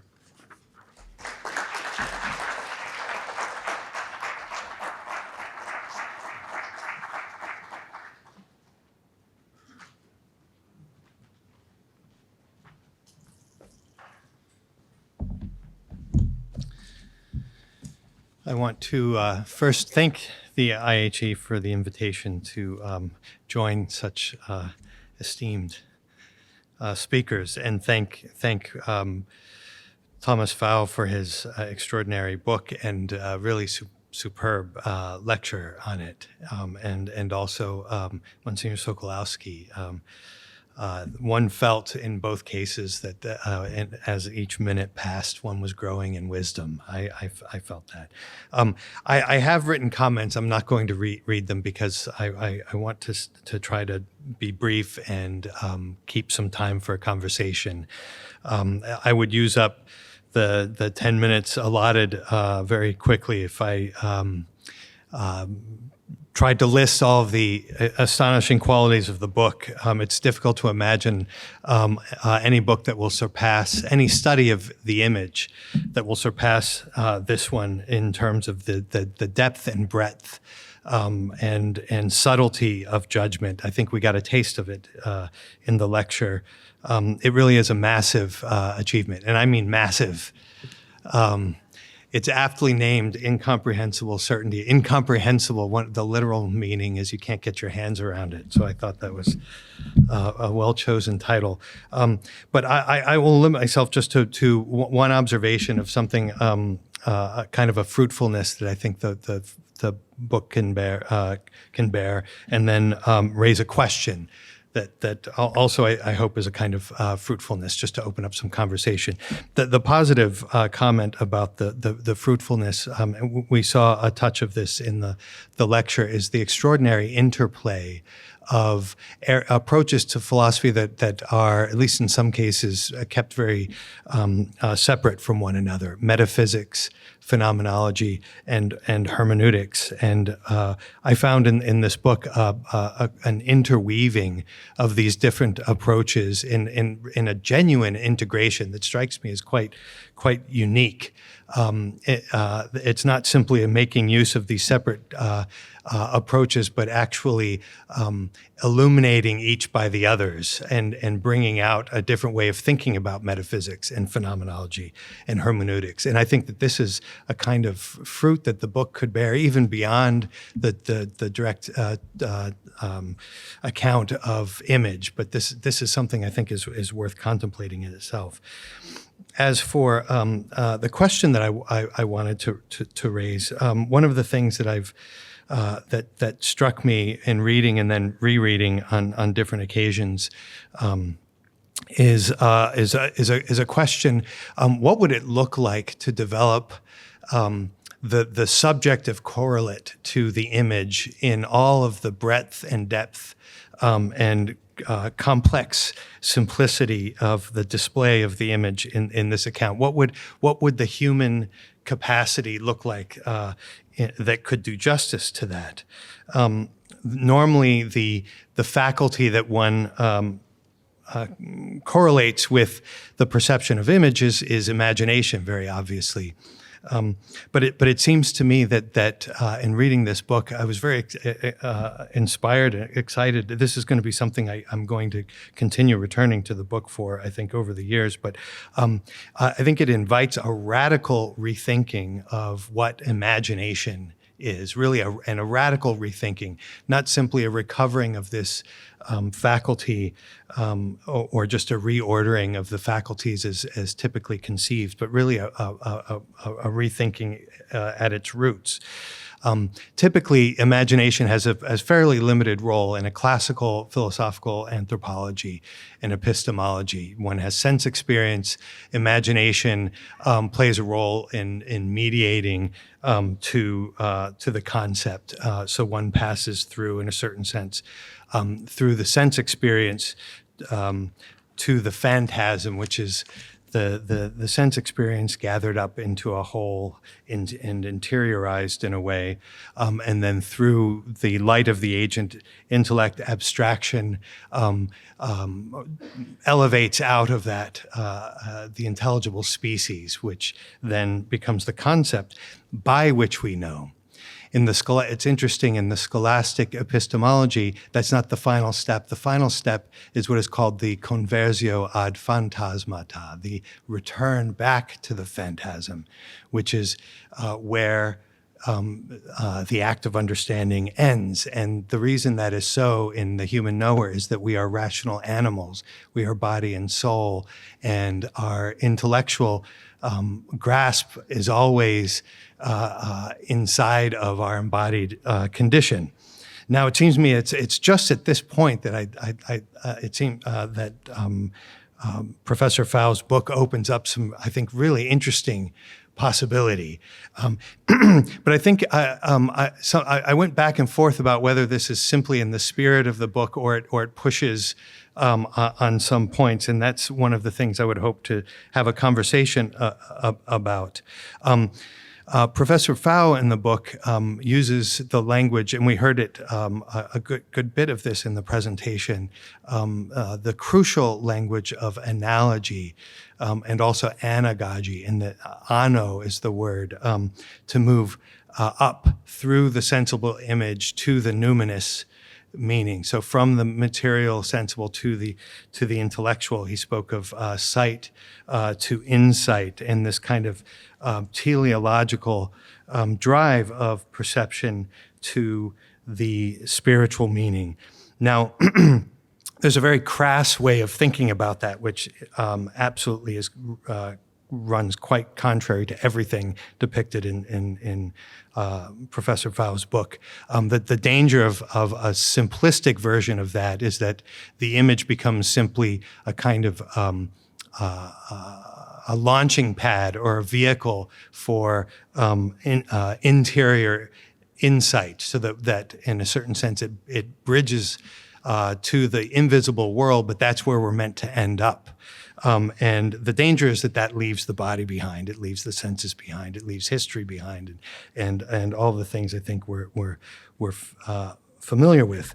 Now, the thrust of the book is very much in not in that direction. It's very much in the direction of the mediating role of the image. That the spiritual insight is communicated in some very beautiful and mysterious way through the image. But I wonder if a danger persists without taking a final step. And this is a novel insight for me that came from reading the book, and it's something I'm hoping to think about more. But what if we think of imagination not only as having a mediating role to the intelligible, but we think of imagination also where we end up? That in fact the spiritual vision is consummated also in the visible image. That the act of understanding comes to a certain completion in the image. I think in a certain way that's implied by the scholastic epistemology of the conversio ad phantasmata. You do, in a certain sense, end in the image, but that allows us to think of it seems to me opens up the possibility of thinking of imagination as where we end up. Now, what would be the implications of that? One would be to balance the analogical, anagogical dimension with a catalogical dimension. And there's a great deal in the Christian mystery of the incarnation that encourages this, that God becomes man, that the invisible God becomes visible, not only to lead us into the invisible, but to deepen our experience of the visible. In this case, it seems to me the return is a kind of, as I've said, a sort of a consummation of the act of understanding, and it brings out a dimension that Monsignor Sokolowski had mentioned, the way in which we live with and experience. It affects the form of our understanding. We're meant not only to grasp the meaning of something, but to behold the meaning and to be with it. And an understanding of the imagination as a kind of culminating point. We can understand understanding as coming to an end in a kind of an indwelling. So imagination now is the faculty by which we indwell, and the whole person comes to dwell. So the whole person, both the affective and the understanding, the bodily dimension, the spiritual dimension, all of the concepts. So it's not a bypassing or an ignoring of the genuinely anagogical, analogical, but that then gets reincorporated, as it were, so that we can behold with the whole of ourselves and live with the presence of a meaning.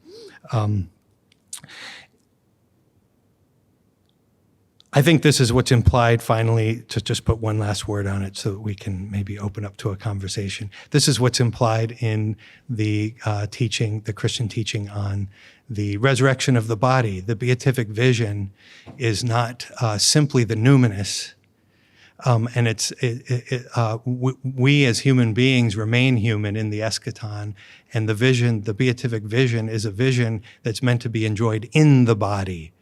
And in that sense, it seems to me the imagination is never left behind, and therefore the image is never left behind. And not simply because it's a helpful stepping stone, but there's a certain sense in which we see the beatific vision, we see the invisible God, we see the Father better in the face, the human face of the Son, than we would see him in some other way.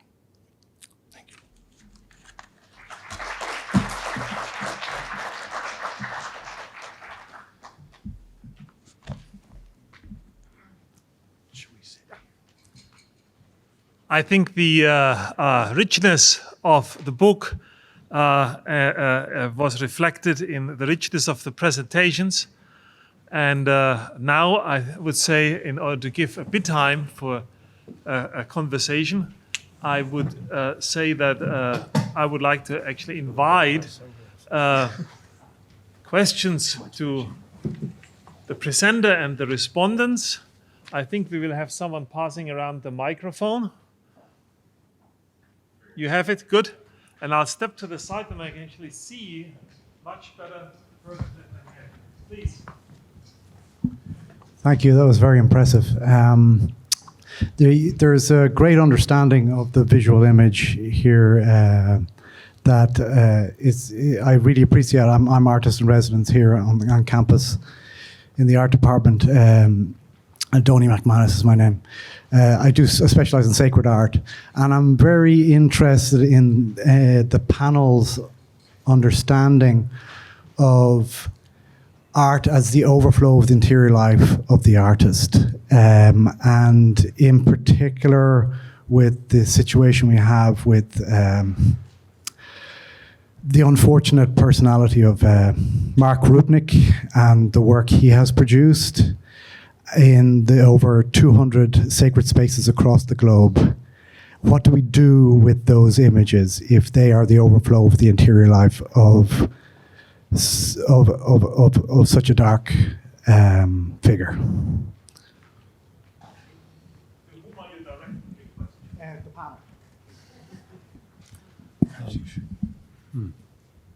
See, is this on? Can you? Yes. Okay. I must confess my utter ignorance as to the artist you just mentioned. Let me was. Oh, okay. who did the sanctuary here, Paul's second sanctuary, and over 200 major, like the tomb of Padre Pio. Yes. Oh, yes. And the Vatican itself, yeah. I hadn't put the name together. Mark Rupnik. You said the unfortunate. Yes, he was excommunicated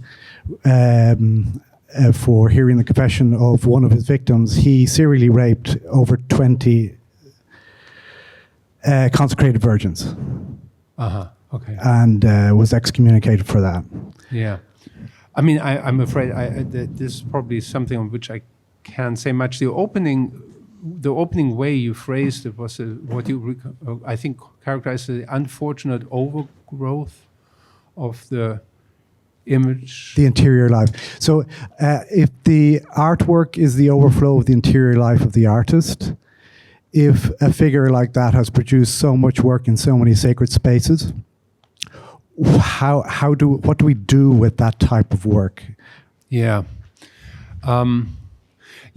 So on that, I think I have some thoughts. I mean, I'm not in this particular context. I mean, perhaps it's beyond remediation in any obvious way. But it raises a fundamental question, and a question that in one way or another, most artists really struggle with, especially if they have a strong theological commitment. It is that in the course of a long career, if an artist lives for a long time, they almost inevitably evolve a distinctive style. And the style, in a way, congeals in such a way that what we see is, over time, is less and less the message or the presence of the thing. And our seeing evolves or declines. It's a declensionist movement, really. If we see an artist, I give you examples in a moment, or read a poet, that there is a point at which we seem to only see or read in such a way that we recognize what we had previously seen or read. The style becomes overdetermined. Examples would be the poetry of the late Wordsworth, or most of Tennyson.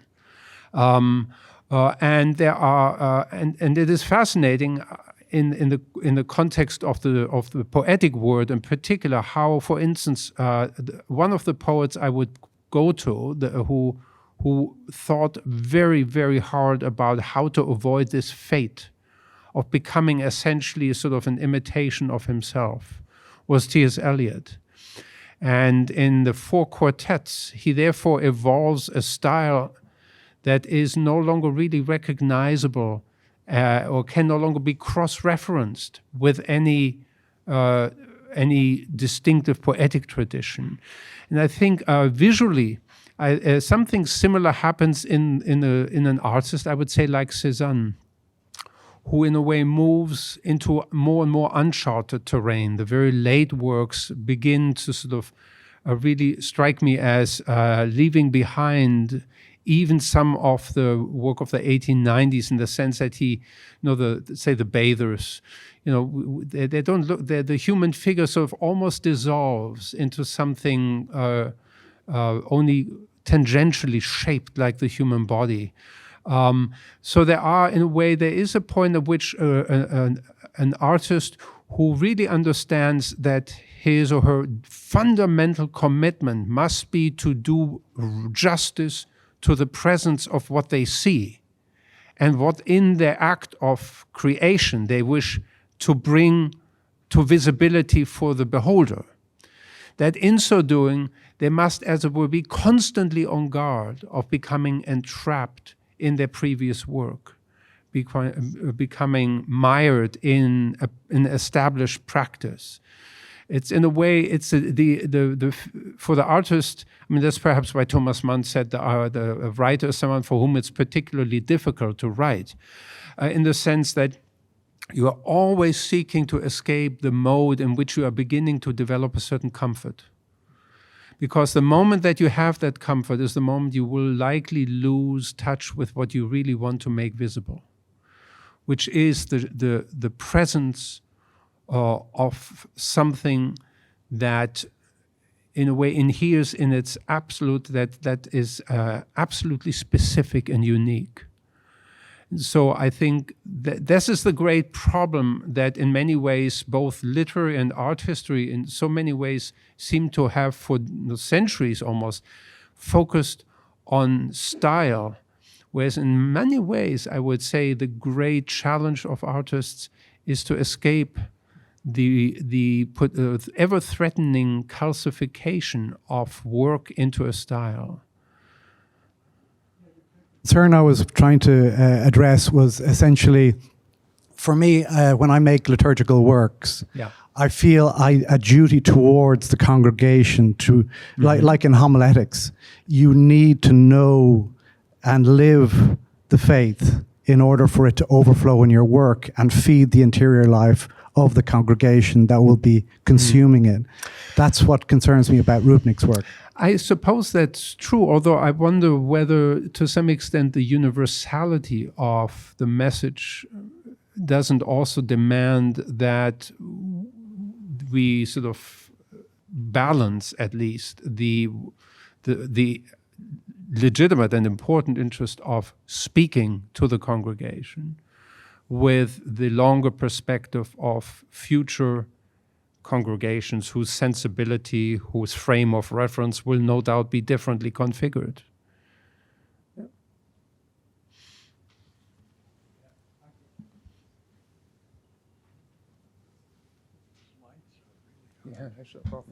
Thank you all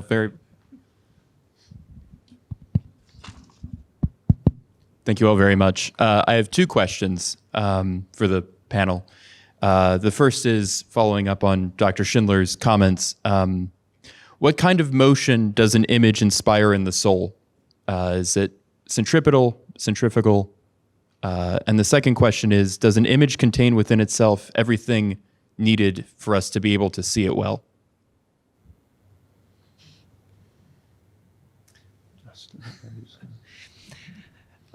Actually, I'd like to make just one comment on the previous question before answering that. Jacques Maritain makes an observation in speaking about the artist about the kind of in the act of creation, an artist can't be a great artist without having a kind of love in the act of creation. There has to be a kind of selfless devotion to the inspiration that brings it about.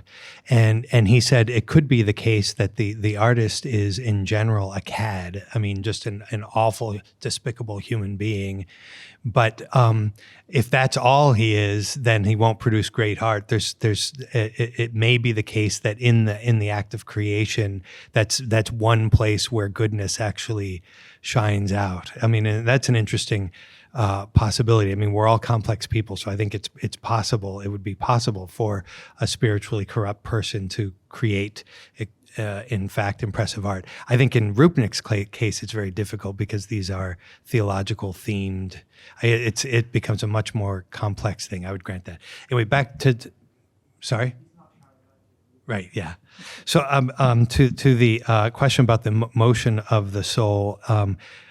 Just very briefly, I mean, it seems to me it's both centripetal and centrifugal, and that's kind of the interesting thing about the way that it seems to me a way of interpreting imagination is a convergence of these various movements. In Aquinas, the act of intellect is, in a certain sense, centripetal, and the act of the appetitive powers are centrifugal.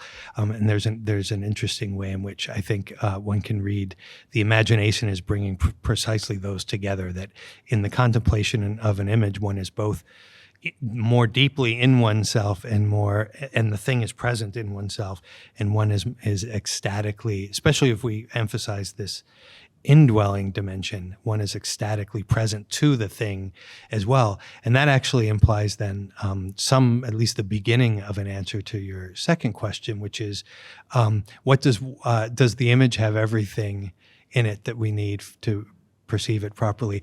A point I think we would all be in agreement on this point, that the one thing that the image doesn't have that's essential to it being properly an image is you.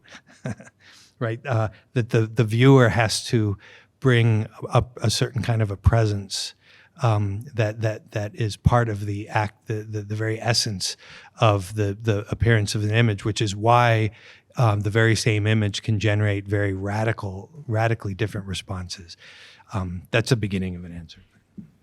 Yeah, also on that second question, I take it that in the question you already granted as an implication that the viewer is there, and does the viewer bring everything to it that is needed, or does the image offer the viewer everything?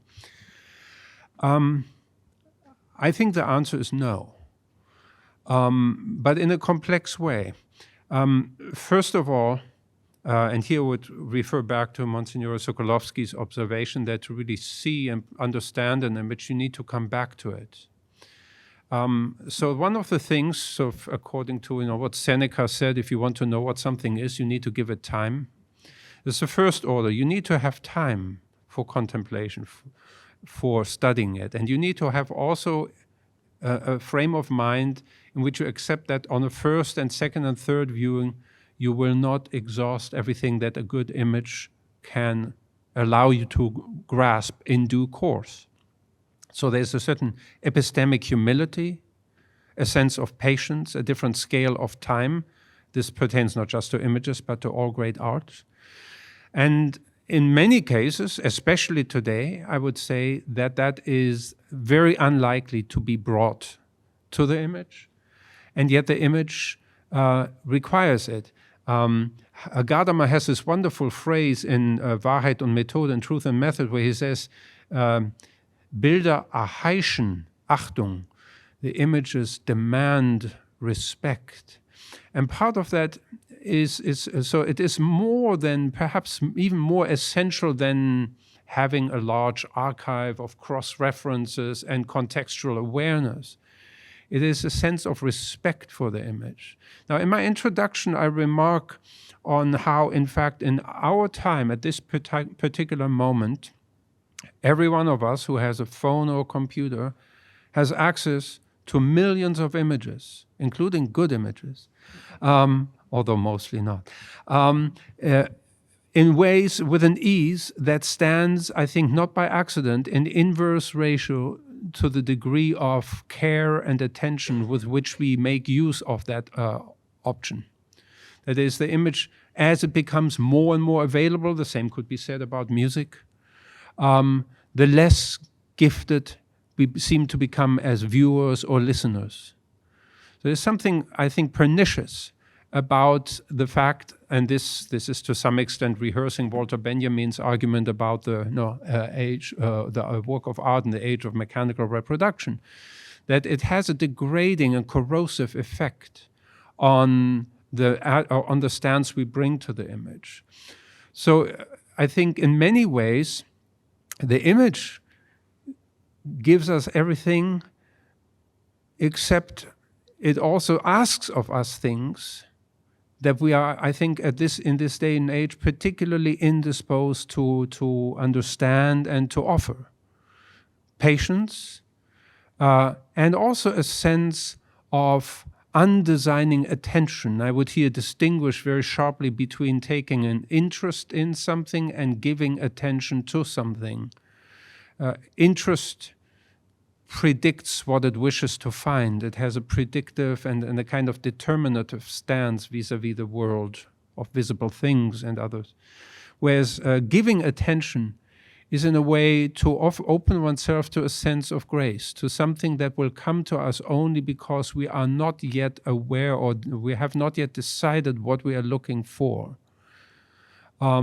This kind of contemplative seeing requires a kind of mentalite that I think is systematically being drained from the modern individual. And that has been a process underway for some time.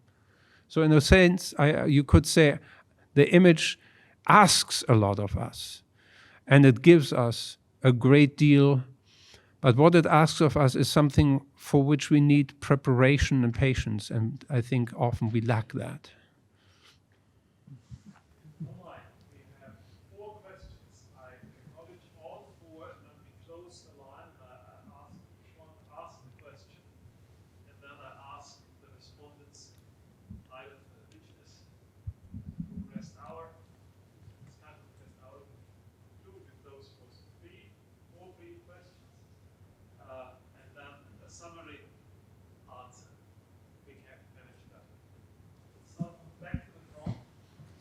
Thank you so much.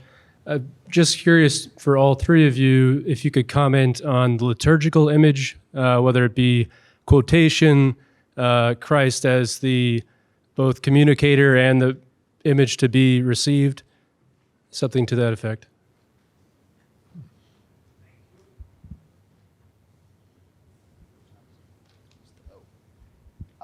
Yeah, sorry. It's sort of a twofold question. The first is you said that the artist, Dr. Pfau, can be constantly engaged in a battle sort of to not become a caricature of himself. But it also seems true at the same time that the sort of struggle to sort of forever be avant-garde can sort of fall into being just that, sort of by endless recreation. Like just thinking, Waugh has this beautiful line about a character, the sort of avant-garde intellectual, and he's sort of sitting at a conversation with some participants, and he sort of sadly notes that he'd lived to see an age where that had made a type out of him. So what was jarring in one age is no longer in the next, and sort of what's the balance there, I guess is yep. Thank you so much. I was curious about whether you had any thoughts on AI-generated images and what these are, whether or not they can also sort of presence the divine or not. Thank you all, and thank you, Dr. Pfau, for bringing up Benjamin and the reproduction of the work of art in the age of mechanical reproduction. So something he brings out is the possibility of politicizing art. So that's a kind of an essential tactic of Marxism for him. And I think pardon if this is kind of a weird comparison, but this is kind of a popular theme in the church, the use of the beautiful for evangelization. So it cuts across various kind of schools of thought. So I'm wondering if that's a problematic way of looking at beauty, as instrumentalizing it for the gospel even, or whether there's a distinction that could be made between using beauty for the gospel versus some other appropriate understanding of art for the sake of the gospel. Well, I'll say a couple of things in response to the questions, but I would hope that my panelists here will join. First, on the question of AI, that I think is, to me, to be blunt, a red herring. I mean, the idea of artificial intelligence can produce pictures, and people may find the pictures in some sense of appeal. And the notion that they could carry theological significance strikes me as highly improbable. I'll give just very briefly a reference. About 15 years ago, I invited someone who thought about this quite well, Alan Liu from Santa Barbara, to give a lecture at Duke, and he spoke about what then was cutting-edge computer software generating images. And I pointed out to him then what I think I would still say today. It's the first thing that I observe, because he actually demonstrated the process of a computer-generated image as it was unfolding on the screen. I said the first thing I note, which ends it right there for me, is that there's no struggle. The movement of the entire process unfolded at a completely even movement.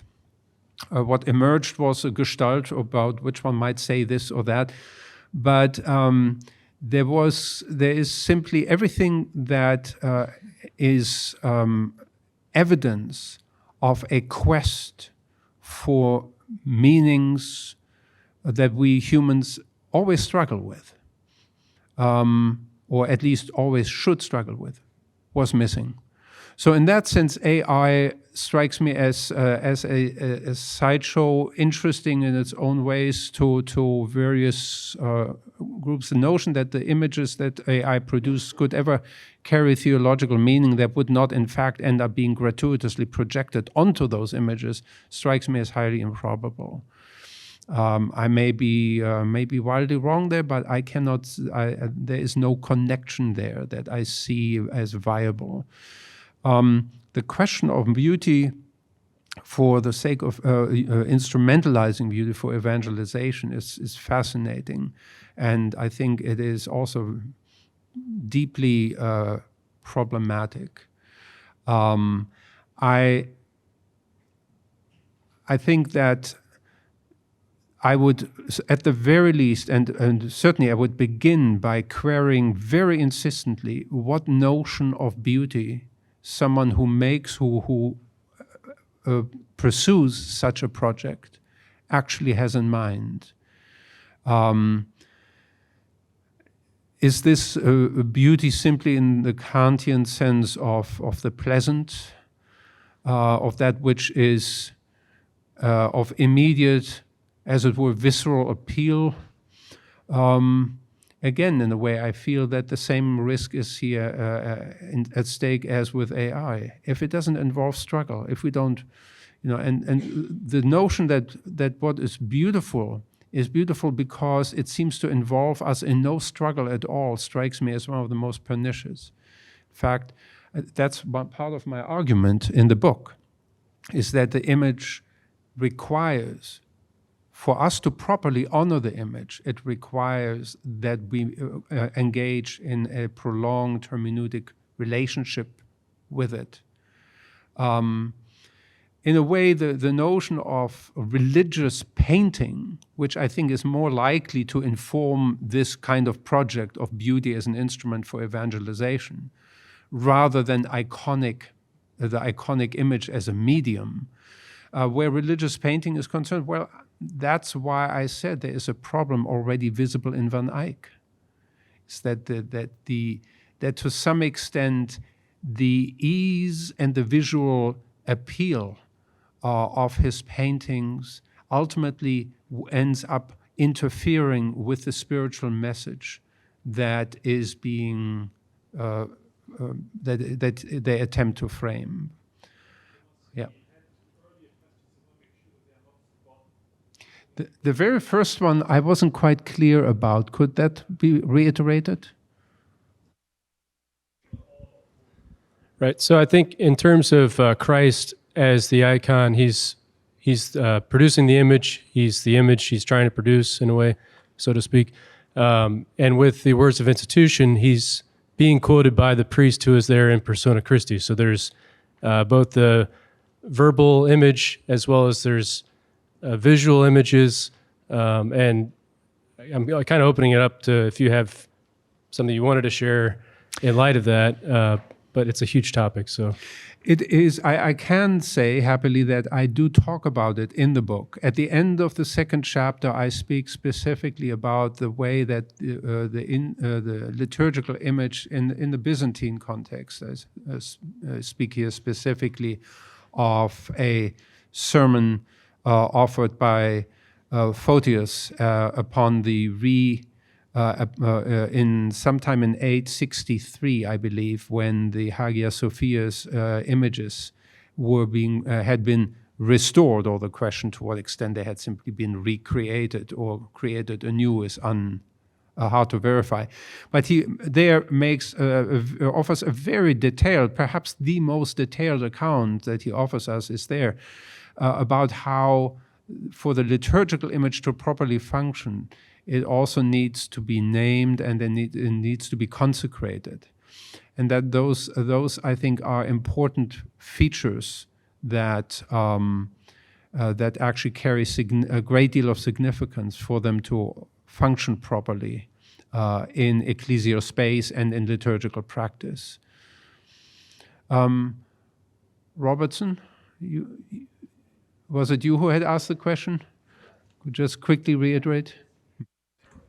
Faltering here. Yeah. The phenomenon of sort of not becoming, so to speak, stale.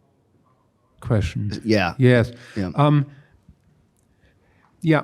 So here I would simply say that to the extent that, especially in the modernist period, so starting after 1900, 1905, to the extent that modernist avant-gardist conceptions of art seem to understand as the condition for their own productions that there has to be an iconoclasm performed on what came before.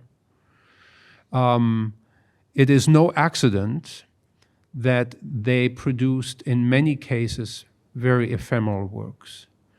The much better, to me, much more compelling sense is the one that T.S. Eliot in his writings on tradition offers, which is that you learn to see anew in tradition. Tradition is not a process of fossilization, but a process of an open-ended and constantly self-renewing conversation.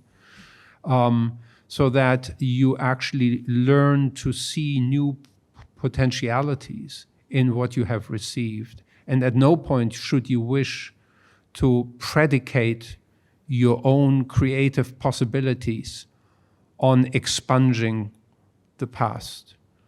That, I think, is, to me, is a very compelling argument, and he certainly embodies it in his poetry in extraordinary ways.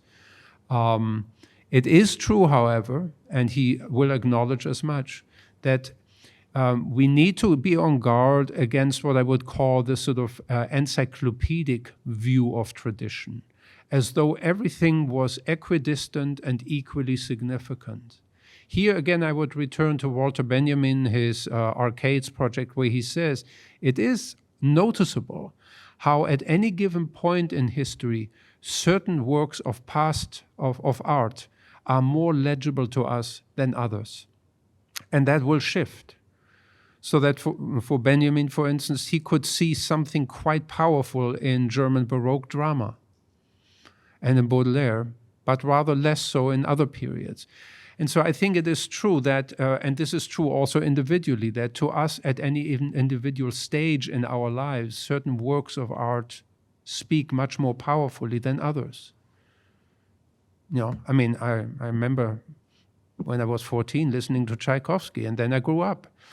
But, you know, anyway. Just, Well, maybe this is a good closing comment on a rich evening, rich in insights. And so please help me to thank our presenter and the respondents, and thank you to the rich conversation.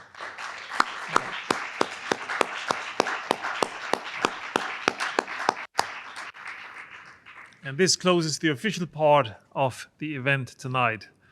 Thank you all for coming. thank you.